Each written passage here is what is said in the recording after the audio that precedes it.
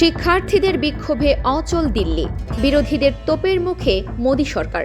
এরই মধ্যে ছাত্রদের সাথে থালাপতির সমর্থন বিক্ষোভকে আরও তুঙ্গে নিয়ে যাচ্ছে।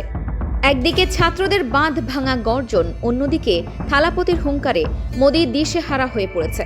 ছাত্রদের ওপর এই বর্বরতার বিরুদ্ধে যুদ্ধ ঘোষণা করেছেন থালাপতি।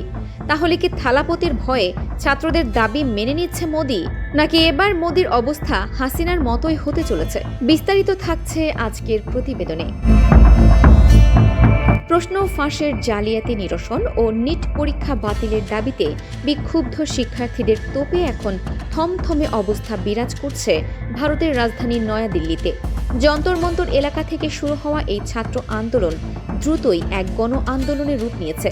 বিক্ষোভ থামানোর প্রচেষ্টায় আইন শৃঙ্খলা রক্ষাকারী বাহিনী কাঁদানে গ্যাস নিক্ষেপ ও লাঠিচার্জ শুরু করলে সার্বিক পরিস্থিতি সহিংস আকার ধারণ করে। পুলিশের সাথে আন্দোলনকারীদের বারবার ধাওয়া পাল্টা ধাওয়ায় পুরো রাজপথ কার্যত যুদ্ধক্ষেত্রে পরিণত হয়। উত্তেজনাপূর্ণ এই পরিস্থিতিতে চিকিৎসা প্রত্যাশী শিক্ষার্থীদের পাশে এসে দাঁড়িয়েছেন দক্ষিণী চলচ্চিত্রের প্রখ্যাত অভিনেতা ও বিধায়ক থালাপতি বিজয়। কেন্দ্রীয় নীতিমালার কঠোর সমালোচনা করে তিনি এই বিতর্কিত পরীক্ষা অবিলম্বে প্রত্যাহার করার জোর দাবি তুলেছেন। সেই সাথে চিকিৎসা সংক্রান্ত শিক্ষার সার্বিক পরিচালনা ও সিদ্ধান্তের এখতিয়ার কেন্দ্রীয় সরকারের হাত থেকে সম্পূর্ণভাবে রাজ্যগুলোর অধীনে ন্যস্ত করার আহ্বান জানিয়েছেন তিনি। বিজয়ের রাজনৈতিক দল টিভিকে এক সংবাদ বার্তায় সাফ জানিয়ে দিয়েছে, নিট পরীক্ষা বাতিলের প্রশ্নে তারা কোনো ধরনের আপোষ করবে না। সরাসরি আন্দোলনের মাঠে বিজয় সশরীরে উপস্থিত হবেন কিনা তা নিশ্চিত না হলেও ছাত্রদের দাবির পেছনে তাদের দল পুরোপুরি মাঠে আছে। বিজয়ের দলের প্রধান দাবিগুলো হলো, সারা দেশে নিট পরীক্ষা পুরোপুরি বন্ধ করতে হবে, শিক্ষার ওপর কেন্দ্রীয় সরকারের বদলে রাজ্য সরকারের পুরো অধিকার থাকতে হবে, যাতে তারা নিজেরাই ডাক্তারি ভর্তির ব্যবস্থা করতে পারে। আর যদি কোনো আইনি ঝামেলা থাকে তবে সাময়িকভাবে বিশেষ নিয়ম বানিয়ে হলেও এই ক্ষমতা রাজ্যকে দিতে হবে। অন্যান্য রাজনৈতিক দলের সমালোচনা করে বিজয়ের দল জানায়, নিট পরীক্ষা বাতিল করার মিথ্যা আশা দিয়ে মানুষ ঠকিয়ে ভোটের রাজনীতি করা এক ধরনের প্রতারণা।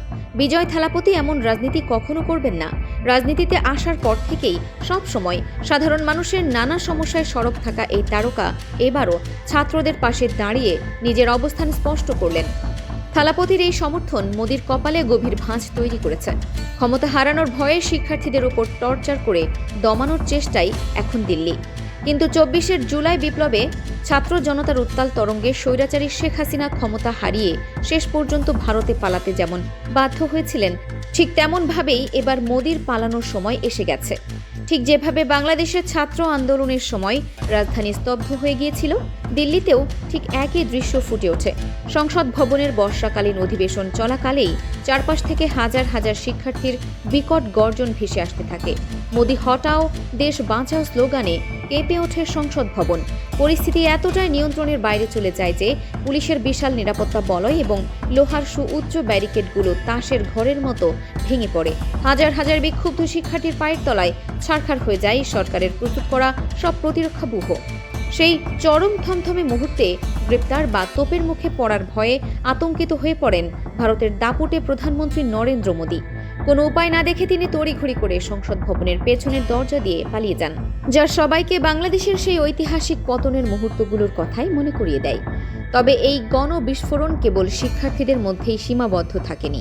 মোদী সরকারের এই পলায়ন বৃত্তির পর আন্দোলন এক নতুন মাত্রা পায়। প্রধান বিরোধী দল কংগ্রেসের শীর্ষ নেতারা সরাসরি প্রধানমন্ত্রীর সরকারি বাসভবন ঘেরাও করতে নেমে পড়েন। লোককল্যাণ মার্গে মোদীর বাসভবনের সামনে বিশাল বিক্ষোভের সূচনা হয়। সেখানে নেতৃত্ব দেন রাহুল গান্ধী, প্রিয়াঙ্কা গান্ধী এবং মল্লিকার্জুন খাড়গের মতো হেভিওয়েট রাজনৈতিক নেতারা। তারা শিক্ষামন্ত্রীর পদত্যাগ এবং সাধারণ মানুষের উপর অত্যাচার বন্ধের দাবিতে অনড় অবস্থান নেন। কিন্তু অহংকারী মোদী সরকারের পুলিশ সেখানেও অত্যন্ত নির্মম ও বর্বর আচরণ করে। শান্তিপূর্ণ এই আন্দোলনে পুলিশ বেপরোয়া লাঠিচার্জ করে এবং চারপাশ টিয়ার গ্যাসের ধোঁয়ায় আচ্ছন্ন করে দেয়। শুধু তাই নয়, চরম ক্ষোভের বশে রাহুল গান্ধী ও প্রিয়াঙ্কা গান্ধী সহ শীর্ষ নেতাদের জোর করে টেনে হিঁচড়ে প্রিজন ভ্যানে তুলে আটক করা হয়। আন্দোলন এতটাই ভয়াবহ রূপ নেয় যে কেন্দ্রীয় এক মন্ত্রী এসে সমঝোতার চেষ্টা করলেও আন্দোলনকারীরা তা এক বাক্যে প্রত্যাখ্যান করে। তারা পরিষ্কার জানিয়ে দেন, এই স্বৈরাচারী মনোভাবের সামনে কোনো আপোষ হবে না, বরং লড়াই হবে আরও তীব্র। বাংলাদেশের আন্দোলনে যেভাবে দল মত নির্বিশেষে সাধারণ মানুষ ও তারকারা রাজপথে নেমে এসেছিলেন, দিল্লিতেও ঠিক একই রূপ দেখা যাচ্ছে। রাজপথের এই লড়াইয়ে এবার গর্জে উঠেছে রূপালী পর্দার তারকারাও। বলিউডের প্রথম সারির অভিনেতা, গায়ক ও নির্মাতারা মোদী সরকারের এই রক্তচক্ষুকে তোয়াক্কা না করে সরাসরি রাজপথে নেমে এসেছেন। জনপ্রিয় পাঞ্জাবি গায়ক ও অভিনেতা দিলজিৎ দোসাঞ্জ থেকে শুরু করে রিতেশ দেশমুখ, জেনেলিয়া ডিসুজা তীব্র ক্ষোভ প্রকাশ করে ছাত্রদের পাশে দাঁড়িয়েছেন। তারা স্পষ্ট জানিয়ে দিয়েছেন, দেশের তরুণেরাই আমাদের ভবিষ্যৎ এবং তাদের কণ্ঠ কোনোভাবেই চেপে রাখা যাবে না। প্রবীণ ও গুণী তারকারাও এখন পুলিশের মুখোমুখি দাঁড়িয়ে সাহসিকতার পরিচয় দিচ্ছেন। প্রখ্যাত অভিনেত্রী শাবানা আজমি ও অভিনেতা প্রকাশ রাজ রাজপথে নেমে স্পষ্ট ভাষায় বলেছেন, তারা সংবিধান প্রদত্ত অধিকার ব্যবহার করতেই রাজপথে এসেছেন। কোনো হিংসা ছড়ানো তাদের লক্ষ্য নয়। এছাড়া হুমা কুরেশি, সোনাক্ষী সিনহা, নাসিরুদ্দিন শাহের মতো তারকারাও মোদী সরকারের এই দমন নীতির বিরুদ্ধে একাট্টা হয়ে রাজপথে ছাত্রদের পাশে কাঁধে কাঁধে মিলিয়ে লড়াই করছেন। তারকারা যখন এভাবে ঘরে বসে না থেকে রাজপথে নেমে আসেন, তখন বুঝতে আর বাকি থাকে না যে সরকারের ভিত কতটা নড়বড়ে হয়ে পড়েছে। কিন্তু মোদী সরকারের জন্য সবচেয়ে বড় ধাক্কাটি এসেছে দেশের কৃষকদের কাছ থেকে। ছাত্রদের এই দাবানলের সাথে এবার যুক্ত হয়েছেন ভারতের অকুতোভয় কৃষকেরা। দেশ বাঁচাও আন্দোলনের ডাকে পাঞ্জাব ও হরিয়ানা থেকে হাজার হাজার কৃষক ট্রাক্টর নিয়ে দিল্লির উদ্দেশ্যে বিশাল লং মার্চ শুরু করেছেন। ভারত মার্কিন বাণিজ্য চুক্তির প্রতিবাদে এবং নিজেদের অধিকার আদায়ের দাবিতে তাদের এই দিল্লি চলো যাত্রা যেন এক মহাপ্রবাহে পরিণত হয়েছে। এই বিশাল কৃষক বাহিনীকে আটকাতে সীমান্তে ভারী কংক্রিটের ব্লক, রাস্তায় লোহার পেরেক ও ব্যারিকেড দিয়ে পুরো এলাকাকে কার্যত যুদ্ধক্ষেত্রে পরিণত করেছে পুলিশ। কিন্তু হাজারো প্রতিকূলতা, জল কামান আর টিয়ার গ্যাস উপেক্ষা করে কৃষকেরা তাদের ট্রাক্টর দিয়ে সেই ব্যারিকেড ভেঙে এগিয়ে চলেছেন। বর্তমানে পুরো দিল্লির প্রাণকেন্দ্র এক রণক্ষেত্রে পরিণত হয়েছে। Jantar Mantar, Connaught place, rail ভবন ও রিজার্ভ ব্যাংকের মতো গুরুত্বপূর্ণ এলাকাগুলো এখন টিয়ার গ্যাসের ধোঁয়া আর ধাওয়া পাল্টা ধাওয়ায় উত্তপ্ত।